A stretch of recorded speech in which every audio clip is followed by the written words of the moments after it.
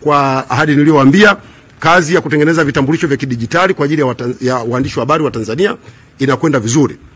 Mwisho wa mwezi huu tutazindua mfumo utakaokuwa unaratibu usajili wa waandishi wa habari. Kufika mwezi wa 4, mwandishi wa habari wa Tanzania utakuwa utembei na kitabu. Utakuwa na kadi ya kidijitali. Ukienda sehemu unamwambia mimi ni mwandishi wa habari. Kadi yako ina QR code na ina taarifa za siri ndani yake.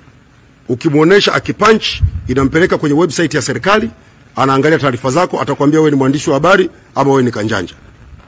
Tutakuwa tumemalizana na tatizo la nini?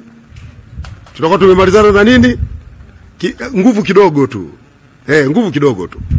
Lakini itatujengea heshima waandishi wa habari. Wakati mwingine wadau wetu wanatukosea kwa sababu na sisi wenyewe kidogo mambo yetu hayajanyoka vizuri. Kwa hiyo tumeshatatua tatizo hilo.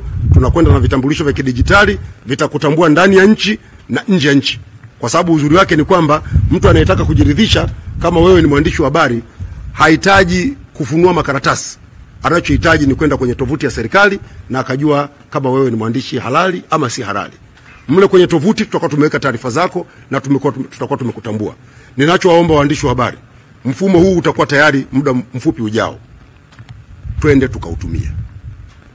Twendeni tukautumie. Lakini wote si mnajua tunatekeleza sheria ya huduma za habari. Imeweka viwango vya elimu. Tutazingatia. Najua kuna waandishi wa habari wengi wako shule wanasoma. Msiache kusoma. Endeleeni. Wale ambao mtatuthibitishia na tutajiridhisha kwamba mko shuleni mnasoma, tutawapa muda wa kuendelea kufanya kazi zenu.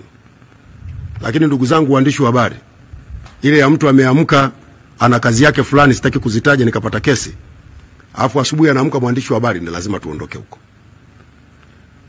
Tuifanye kazi yetu ya kiweledi. Na mimi niwaombe waandishi wa habari tushirikiane. Tushirikiane kwenye hili kwa sababu ni muhimu kwa hatima, kwa mustakabali wa tasnia yetu na taaluma yetu. Vitambulisho hivi vikianza, njooni mvichukue idara ya habari, mtafanya kazi bila bugudha. Ukishakuwa na kitambulisho hicho, mtu akikubugudhi, kosa la kwake yeye, sio la kwako wewe. Lakini ukienda kufanya kazi huna kitambulisho, litakuwa ni tatizo jingine.